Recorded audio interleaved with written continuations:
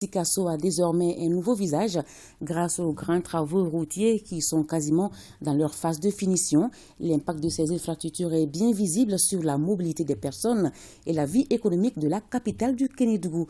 La population apprécie ces nouvelles routes. Les autorités communales, elles, invitent les usagers au respect du code de la route. Moustapha Doumbia et Amadou Dolo vous présentent le nouveau visage de Sikasso.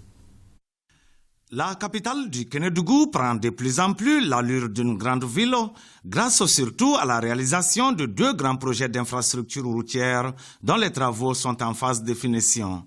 Le premier projet concerne les travaux des 2x2 voies de la traversée de la ville sur la route nationale 7.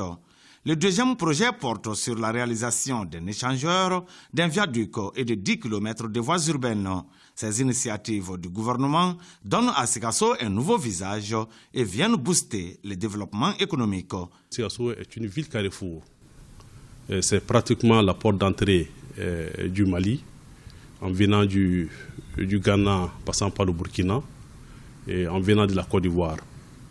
Et je crois que ces joyaux et ces infrastructures routières vont contribuer à améliorer le cadre de vie de Sikasso.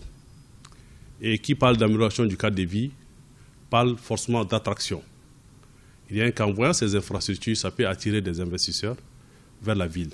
Le développement ne peut pas aller sans les infrastructures routières. Sikasso est le point de rencontre de plusieurs produits agricoles.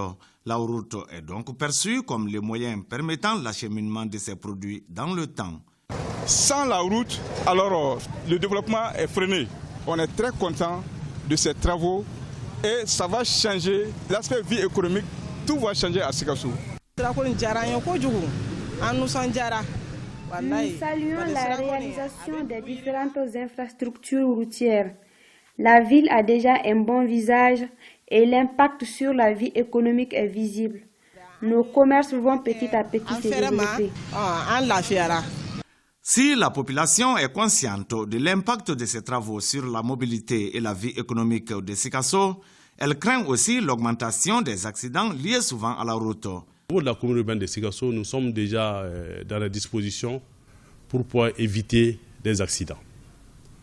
Parce que d'ores et déjà, nous avons pris des dispositions pour éviter le stationnement anarchique sur ces voies-là. Nous sommes aussi en train de sensibiliser la population quant à l'utilisation, la circulation sur ces infrastructures-là. Il convient de noter que la traversée de la ville en 2x2 voies, l'échangeur, les viaducs et les 10 km de voies concernent la ville de Sikasso.